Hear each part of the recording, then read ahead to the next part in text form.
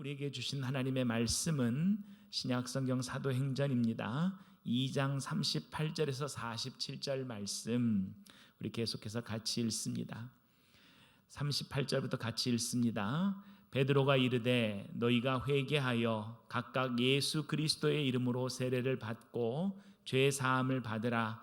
그리하면 성령의 선물을 받으리니 이 약속은 너희와 너희 자녀와 모든 먼데 사람 곧 주 우리 하나님이 얼마든지 부르시는 자들에게 하신 것이라 하고 또 여러 말로 확증하며 권하여 이르되 너희가 이 패역한 세대에서 구원을 받으라 하니 그 말을 받은 사람들은 세례를 받음에 그날의 신도의 수가 3,000이나 더하더라. 그들이 사도의 가르침을 받아 서로 교제하고 떡을 떼며 오로지 기도하기를 힘쓰니라. 사람마다 두려워하는데 사도들로 말미암아 기사와 표적이 많이 나타나니 믿는 사람이 다 함께 있어 모든 물건을 서로 통용하고 또 재산과 소유를 팔아 각 사람의 필요를 따라 나눠주며 날마다 마음을 같이하여 성전에 모이기를 힘쓰고 집에서 떡을 떼며 기쁨과 순전한 마음으로 음식을 먹고 하나님을 찬미하며 또 온 백성에게 칭송을 받으니 주께서 구원받는 사람을 날마다 더하게 하시니라. 아멘. 지난주에 저희는 이제 성령의 임재로 말미암아서 구약에 있는 그 시대별로 주셨던 말씀이 사도 베드로를 통해서 연결이 되고 그 말씀이 바로 이 유대인들, 이 말씀을 베드로의 첫 설교를 들은 그 청중들인 바로 그들이 죽이진 않았지만 그 설교를 듣고 있는 가운데 그 마음에 찔리고 감동이 돼서 그 나사렛 예수 그리스도를 하나님이 우리를 위해서 내어주시고 살리시고 부활하게 하신 그 사건에 대한 말씀을 나누었습니다. 그리고 결론으로 그때 이 예수님을 못 박아 죽였다, 너희들이 못 박아 죽였다라고 하자 이 37절에 그때의 청중들의 반응이 나왔지요. 지난주에 있었던 말씀을 한 구절 같이 읽고 오늘 본문으로 돌아옵니다. 37절 같이 읽습니다. 그들이 이 말을 듣고 마음에 찔려 베드로와 다른 사도들에게 물어 이르되 형제들아 우리가 어찌할꼬 하거늘. 설교를 들은 이 유대인들이 마음이 찔려서 베드로와 다른 사도들에게 묻습니다. 형제들아 그럼 우리가 어찌할꼬 어떻게 해야 할까라고 묻습니다. 여기에 마음이 찔려라는 말은 이 설교를 들은 청중들이 하나님 말씀에 반응했다라는 거지요. 그들의 굳었던 마음이 순간적인 충격으로 인해서 자신들 안에 있는 죄를 깨닫게 되었다는 것을 말합니다. 고난을 받고 십자가에 달려 돌아가신 그 예수님이 나와 상관 있는 사람이 아니었다가 바로 이 말씀을 듣는 가운데 바로 그 주님을, 그 예수님을 죽인 것이 바로 나의 죄요, 그 예수님의 그 십자가 사건이 바로 나랑 연결되어 있다는 것을 깨닫자 성령의 말씀으로 바로 그 사건이 일어나게 된 것이지요.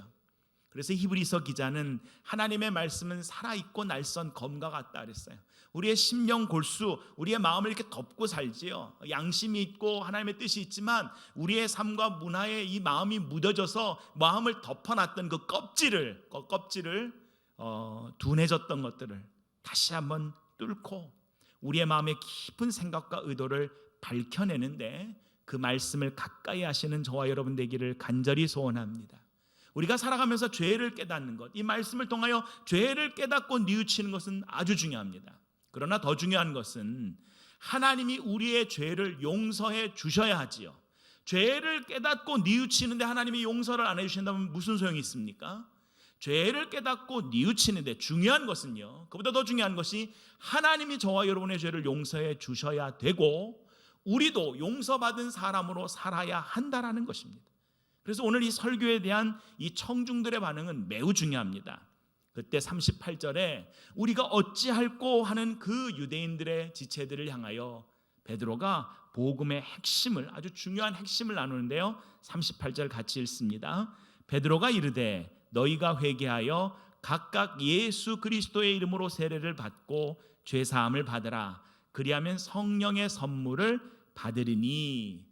우리가 어떻게 하여야 될까라는 그들에게 베드로는 죄사함을 받는 방법, 하나님께 용서를 받는 방법, 바꿔 얘기하면 구원을 누리는 방법은 이것이다라는 거예요. 첫째는 회개해라.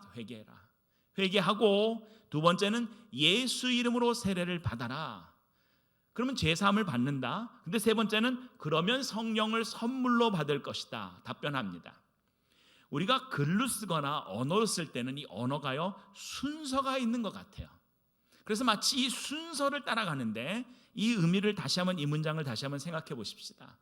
회개를 하고 예수 그리스도 이름으로 세례를 받으면 죄사함을 받고 성령의 선물을 받는다는 이 설명은 문장의 의미에서는 하나하나 순서가 있지만, 보십시다. 구원은 회개에서 받는 건가요?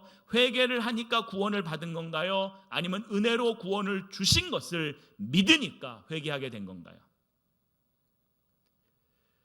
세례를 받아서 죄사함을 받고 구원을 받았나요? 아니지요. 우리가 구원을 받았다는, 은혜로 구원을 받았다는 것을 믿음으로 고백하니까 세례를 받는 거 아닙니까? 그런데 왜 성경은 우리에게 이렇게 설명했을까요? 이것을 우리가 한글로 번역하면서 이 의미를 회개해라 라는 것을 강조했는데, 원래 이 헬라 원문을 보시면 이 의미는요, 함께 고백합니다. 구원이 임했으니 회개합시다. 구원이 임했으니 회개하라 라는 의미입니다. 이미 하나님이 우리에게 구원을 주셨으니까, 하나님께서 우리가 살 수 있는 길을 여셨으니까 회개를 통하여 그 길을 걸어내라 라는 사실이죠. 에베소서 2장 8절에 이렇게 기록하고 있습니다. 같이 읽습니다. 여러분은 믿음을 통하여 은혜로 구원을 얻습니다. 이것은 여러분에게서 난 것이 아니요 하나님의 선물입니다. 은혜로 구원을 주신 것을 믿는 거예요. 믿음을 통하여 내가 구원의 삶을 사는 것입니다. 하나님은 저와 여러분에게 은혜로 구원을 주신 줄 믿습니다. 그 믿음의 고백과 행동이 뭐냐? 그게 회개라는 거죠. 다시 설명하면, 지금 죽은 사람에게 가서 너 회개하면 내가 살려줄게, 이 사람이 죽었다니까요. 죽어서 죽은 사람에게 너 회개하면 내가 살려줄게 라는 말이 맞습니까? 하나님이 우리를 살려놓으셨다라고요. 살 길을 알려주셨다고요. 회개를 통하여 그 길을 받아내라는 것, 그 길을 누리라는 거죠. 본래 죄로 인하여 하나님과 영적으로 분리된 존재예요. 영적으로 우리는 완전히 죽은 자였어요. 근데 하나님이 찾아와 주신 것입니다. 예를 하나 들게요. 광야에서 이스라엘 백성들이 막 불평을 하는 가운데 불뱀에게 그들이 물려서 죽기 시작합니다. 그때 하나님이 모세에게 뭐라 그러셔요? 구리로 불뱀을 만들어서 장대 위에 달라 그래요. 그리고 이 뱀을 보는 사람마다 살 것이다 그랬습니다.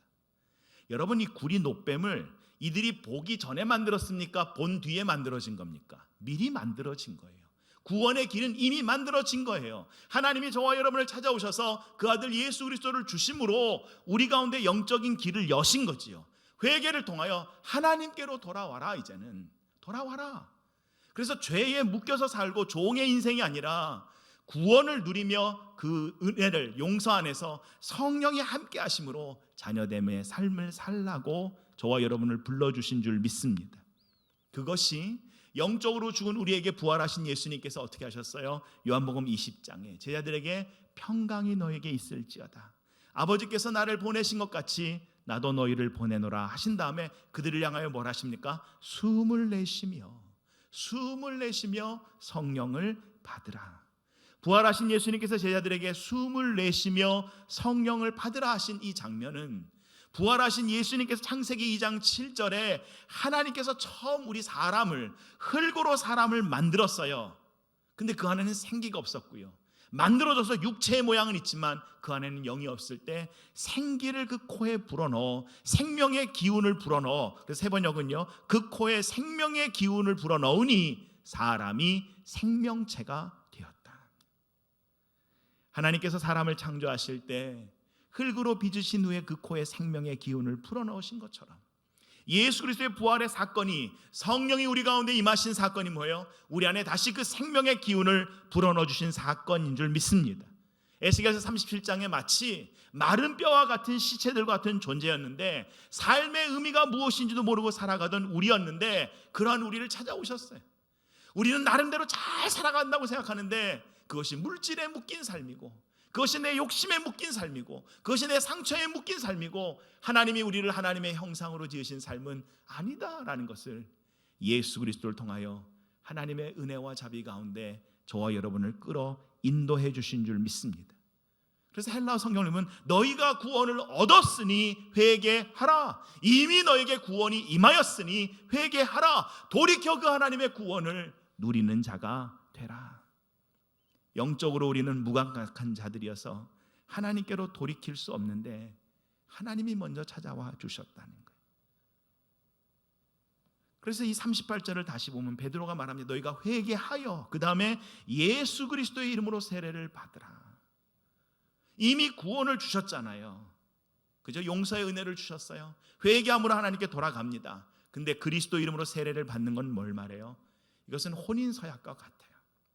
혼인서약. 부부가 이 혼인서약을 할 때 서로가 서로에게 속했다는 것을 seal하는 거잖아요. 인장 반지를 찢는 거잖아요. 여러분 세례를 받아서 구원을 얻는 건가요? 아니지요. 그렇지만 세례는 저와 여러분이 예수 그리스도를 주로 고백했다는, 영접했다는 공식적인 고백이며 그리스도의 몸된 교회인 저와 여러분이 그리스도의 신부로서 예수 그리스도와 인격적으로 연합하여 살아간다라는 그 시작의 선언인 줄 믿습니다.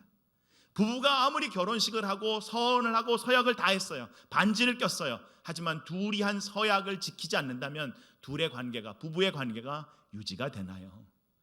부부의 관계를 유지시키는 것은 반지가 아니라, 결혼식의 서약이 아니라 그 서약을 삶으로 지켜내는 우리의 삶이며 고백이며 매일매일 그 관계를 인격적으로 연합함을 드러내는 하나님의 임재 가운데 주어지는 실제의 삶인 줄 믿습니다.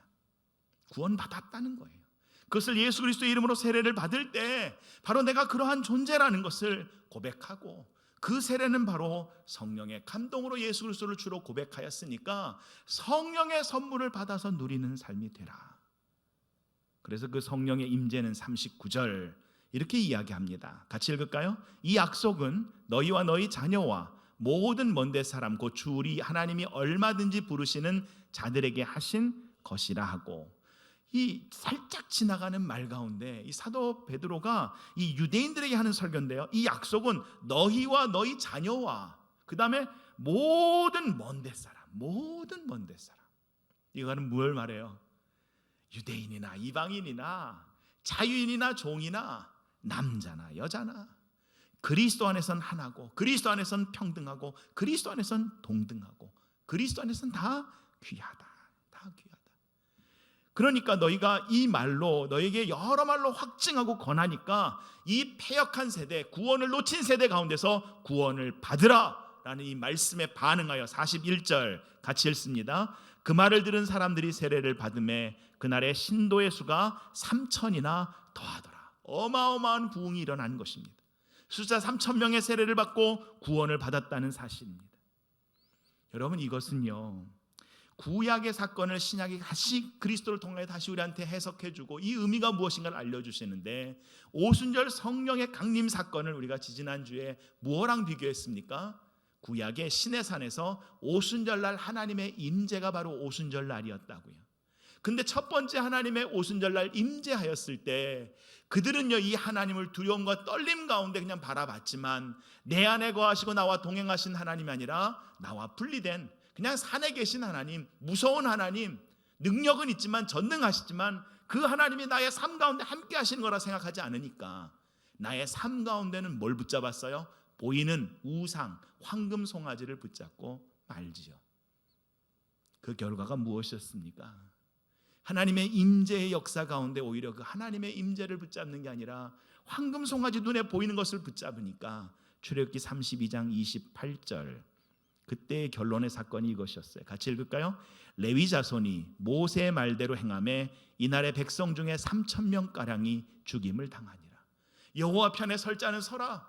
그러나 여호와를 떠나서 우상 숭배할 자는 서라. 그때 여호와의 편에 선 레위 사람들이 우상 숭배를 끝까지 붙잡는 사람들을 치니까 3,000명이 죽었다는 거예요. 구약은 심판의 사건이었어요. 하나님을 모르던 사건이었어요. 근데 예수 그리스도를 통해 우리를 찾아오신 이 신약은 다시 한번 우리 가운데 그리스도로 말미암아 성령의 임재가 우리에게 두려움의 영을 부어주고 우리가 정말 그 죄책감을 갖고 살려고 이것을 주신 것이 아니라 구원의 사건이며 하나님을 온전히 믿고 아는 일에 하나가 돼서 주님과 동행하기를 원하시는 줄 믿습니다. 그렇게 3,000명이 회개하고 돌아오므로 예수 그리스도의 이름으로 세례를 받아요. 근데 이게 시작이라는 거예요. 그래서 42절 이렇게 기록합니다. 같이 읽을까요? 그들이 사도의 가르침을 받아 서로 교제하고 떡을 떼며 오로지 기도하기를 힘쓰니라. 그들이 사도의 가르침을 받습니다. 함께 고백합니다. 교회는 말씀과 기도에 힘을 써야 합니다.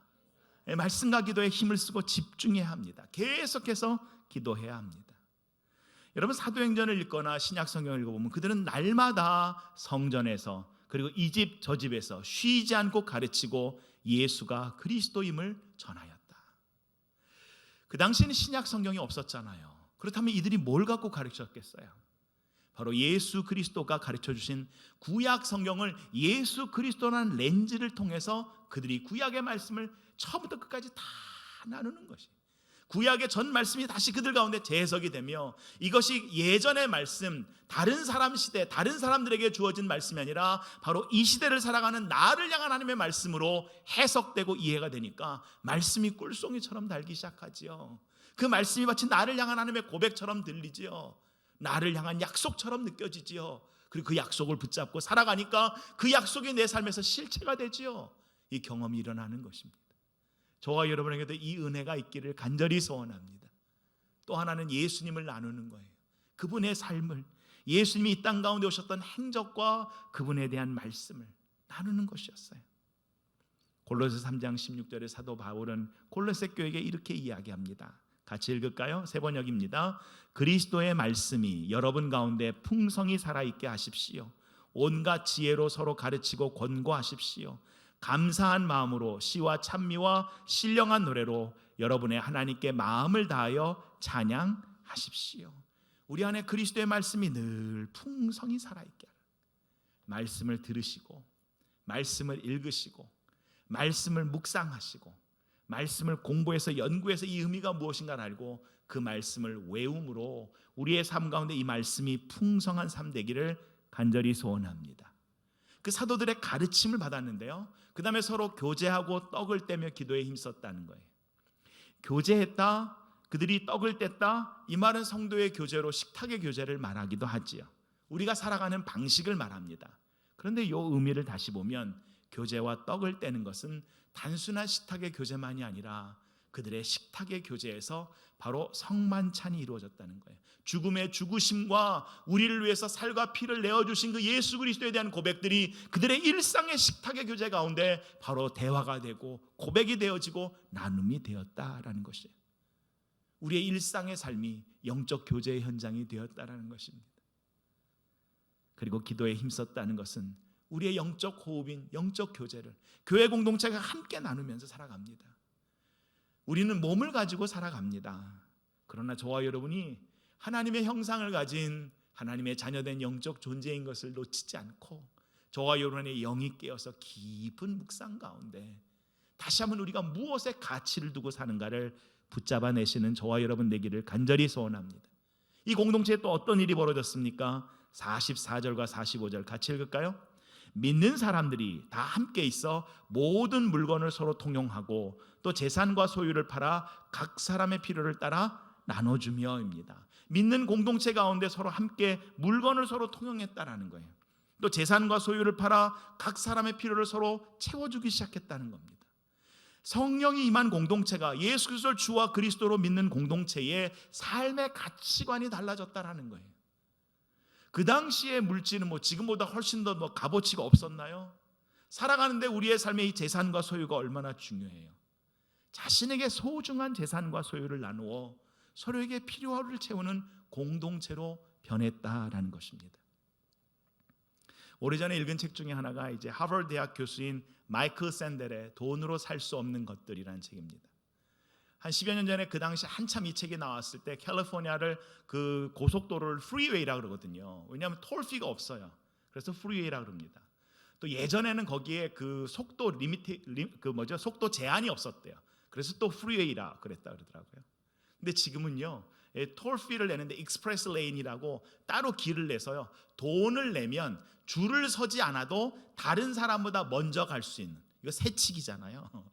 세상으로 말하는 새치기인데 내가 그 다른 사람보다 우선권을 가질 수 있는 길이 나오고요. 그 다음에 유니버설 스튜디오라든지 아니면 디즈니랜드 이런 데 가시면요, 줄 서지 않고 바로 갈 수 있는 패스트트랙들을 만들기 시작했어요. 내가 돈을 더 지불하면 그 돈으로, 그때 나온 책이 돈으로 살 수 없는 것들입니다. 저와 여러분이 살고 있는 이 시대를 보면요, 지난 한 3, 40년 동안 시장과 시장이 말하는 가치가 유례없이 우리의 삶을 지배해 왔지요. 문제는 시장 가치가 사람 간의 기본 질서인 도덕을 계속 밀어내고 있다는 거예요. 그리고 이 책은 우리 일상에 닿는 여러 가지 아이러니한 문제를 제기하면서 돈으로 사면 안 되는 것이 무엇인지 생각해 보라는 거예요. 돈으로 너무 많은 것을 살 수 있는 시대를 살기 시작하니까 돈으로 이걸 팔고 사면 안 되는 게 무엇인지, 돈이 있다 그래도 하면 안 되는 것이 무엇인지 우리가 생각해 봐야 된다는 거죠.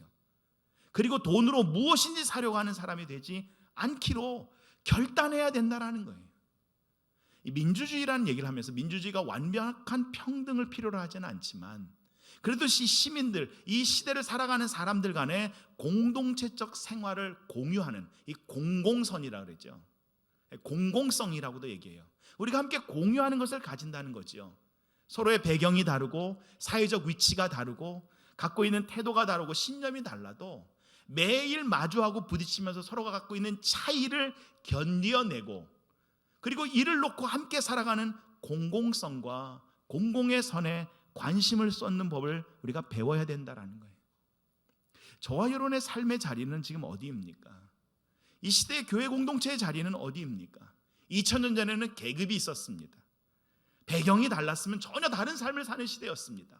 그런데 그 배경과 사회적 계급과 그들이 가진 소유를 넘어서서 가진 자가 없는 자를 돕고 배운 자가 못 배운 자를 가르치며 힘 있는 자가 약한 자를 돌보는 지체가, 그래서 더불어 살아가는 공동체를 세워낼 수 있었다라는 것이죠. 삶의 가치가 재산을 더 증식하고 소유한 재산을 가지고 더 많은 소유를 누리는 것이 아니라 그것을 나눔으로 서로의 필요를 채우는 공동체로 변화하게 되었다라는 것이, 저와 여러분을 부르신 가치가 어디 있을까요? 우리가 아무리 많은 것을 갖고 있다 할지라도 누리고 쓰다가는 놓고 가는 거잖아요. 그렇다면 이 70년, 80년의 짧은 시간 동안에 갖고 있을 것보다 영원히 놓치지 말아야 될 것이 무엇인가를 저와 여러분이 꼭 붙잡아낼 수 있기를 간절히 소원합니다.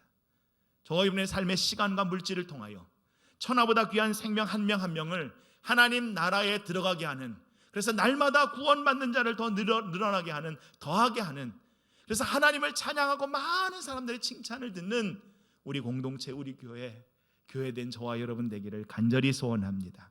그래서 46절과 우리 47절 결론이 이런데요, 함께 같이 읽습니다. 날마다 마음을 같이하여 성전에 모이기를 힘쓰고 집에서 떡을 떼며 기쁨과 순전한 마음으로 음식을 먹고, 47절, 하나님을 찬미하며 또 온 백성에게 칭송을 받으니 주께서 구원받는 사람을 날마다 더하게 하시더라. 구원받는 사람을 날마다 더하게 하시더라. 숫자를 더하게 하시더라가 아니라 구원을 받는 사람을 날마다 더하게 하시더라. 함께 고백합니다. 교회는 성령으로 하나 되는 공동체입니다. 우리 46절 보시면 날마다 뭐를 같이 하여? 마음을 같이 하여. 이게 정말 어렵습니다. 몸을 같이 있을 수는 있어요. 그 공간에 함께 있을 수는 있습니다. 근데 마음을 같이 하는 건 참 어렵습니다. 배경이 다르고 태도가 다르고 신념이 다르고 경험이 다르고 마음을 같이 하는 것만큼 어려운 게 없어요. 근데 어떻게 하면 마음을 같이 할 수 있는가? 에베소서 4장 2절에서 3절에 이렇게 기록하고 있습니다. 에베소서 4장 2절에 3절 같이 읽을까요? 겸손함과 온유함으로 깍듯이 대하십시오. 오래 참음으로써 사랑으로 서로 용납하십시오. 성령이 여러분을 평화의 띠로 묶어서 하나가 되게 해주신 것을 힘써 지키십시오. 파리 시내에 가시면 여러분 어디서 사진을 찍으십니까? 파리 가신 분들은 다 그 앞에 사진 찍고 오시더라고요. 좀 거리가 떨어진 데서 에펠탑 딱 찍고 오시죠. 파리를 상징하는 것이 에펠타워 아닙니까? 그런데 처음 이 철 구조물인 에펠탑을 건설할 때는요, 정말 프랑스의 많은 지식인들이 이것을 반대했습니다. 그 중에 대표적으로 반대했던 사람이 누구냐면 목걸이를 쓴 모파상이라는 소설가였죠. 프랑스를 대표하는 지식인이었던 그가 아니 여기다가 이런 탑을 완공한다면 이거는 파리의 경관을 갖다 해친다 그랬어요. 근데 결국엔 에펠탑이 세워졌습니다. 에펠탑이 세워진 이후에 어떤 일이 벌어집니까? 모파상이요 매일 에펠탑에 있는 카페에 가서 차를 마시고 글을 씁니다. 그래서 한 기자가 궁금해서 물었어요. 그렇게 이 탑을 건립할 것을 반대하고 싫어한 사람이 어떻게 이렇게 이 탑을 사랑하게 되었습니까? 그래서 모파상이 이렇게 대답합니다. 이 탑에 들어와서 앉아 있으면 파리에서 이 탑이 보이지 않기 때문입니다. 이렇게 얘기하는 거예요. 정말 생각이 다른 거예요. 여러분 각자가 갖고 있는 생각이 있어요. 그걸 갖고 비판도 하기도 하고 반대가 있을 수 있습니다. 근데 일이 진행될 때는요 충분한 토론과 숙고의 시간을 거친 후에는요 그리고 방향이 결정되면 남은 것은 비판 대신에 협력을 통하여 어떻게 세워진 것들이 상생의 기쁨을 누릴 수 있느냐 이것을 만들어내는 것이 성령이 동행하는 공동체인 줄 믿습니다. 그때 이 공동체는 성숙하고 발전을 해나갑니다. 로마서에서 사도 바울이 12장 9절과 10절에 사랑에는 거짓이 없어야 합니다. 악한 것은 미워하고 선한 것을 굳게 잡으십시오. 형제의 사랑으로 서로 다정하게 대하고 존경하기를 서로 먼저 하십시오. 너무 기본적인 상식적인 이야기잖아요. 근데 살면서 이런 성령의 공동체를 세우는 게 날마다 마음을 같이 하는 것만큼 어려운 게 없구나. 정말 어렵구나. 예전에도 한번 나눈 이야기인데 최근에 읽은 책 중에서 좀 다른 이야기를 읽게 돼서 한 번 더 이 스토리를 나눠요. 우리 용비어 청가라고 조선 세종 때 지은 시 가운데 뿌리 깊은 나무는 바람에 흔들리지 않는다라는 말이 있죠. 그것처럼 뿌리가 깊은 나무가 키가 크고요. 뿌리가 깊어야 바람에 흔들리지 않습니다. 근데 예외가 있다는 얘기 한번 지난번에 레드우드 얘기하면서 이 캘리포니아에 있는 삼나무인데요. 보통 전 세계에서 가장 키가 큰 나무 1위부터 3위까지가 다 그 레드우드 내셔널 파크에 다 있습니다. 샌프란시스코 위로 조금 가시면 가볼 수가 있는데요. 저는 그래서 그 큰 나무들의 뿌리가 깊을 줄 알았는데 알아보니까 100m, 115m가 넘는 이 나무들의 뿌리는요 많아야 3m, 4m밖에 안 되는 거예요. 생각해 보십시오. 둘레가 몸통 둘레가 30m입니다. 그 줄기의 둘레가. 그런데 거기에 뿌리가 3, 4m인데 높이가 115m라면 태풍이 불 때 이거 어떻게 될까요? 다 쓰러지겠지요. 근데 50km 이상의 태풍이 불어도 쓰러지지 않더라는 거예요. 그게 바로 이 뿌리들이 서로 다 연결이 돼서 네트워크를 형성하고 있기 때문에 안 쓰러졌다는 얘기 드렸어요. 그런데 최근에 읽은 책에 이 뿌리들이 저는 원래 삼나무는 그렇게 뿌리가 짧은가 생각했는데요. 아니고요. 이 삼나무들이 있는 그 샌프란시스코 위쪽은요. 전부가 다 이 돌산이에요. 바위 위에 이 나무들이 심겨졌다는 거예요. 그래서 3m, 4m 밑에는요. 안반이 있어서 이 뿌리가 그 안반을 못 뚫더라는 거죠. 거기서 이 레드우드들이 자라면 안 되는 거예요. 그곳은 이 나무들이 자라기에 이 나무들이 커가기에는 정말 부적합한 환경이지요. 그렇다면 여기보다 훨씬 더 좋은 동네에 있는 레드우드 삼나무들이 훨씬 더 키가 커야 되고 자랐어야 되는데 왜 여기 있는 나무들이 이렇게 키가 커지게 되었는가? 저는 이렇게 생각합니다. 이들이 뿌리가 3, 4m밖에 안 되는 것, 어쩌면 원래 이 나무가 그럴 수도 있겠지만 그 안반이라는 환경 때문에 이들의 뿌리가 짧아지면서 옆으로 덮어져서 네트워크를 형성하게 된 것은 아닐까? 저는 이것을 에볼루션, 이게 진화라고 보는 거예요. 여러분, 우리의 삶에 이런 확장이 일어나야 되는 것입니다. 환경이 어려울 때 거기서 그냥 어려우니까 부딪히고 끝내는 게 아니라 어렵다면, 밑으로 못 든다면 옆으로, 나 혼자 안 된다면 함께.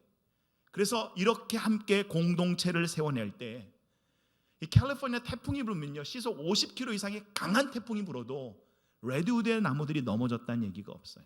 촘촘하게 서로 뿌리를 얽혀 있기 때문에 그렇습니다.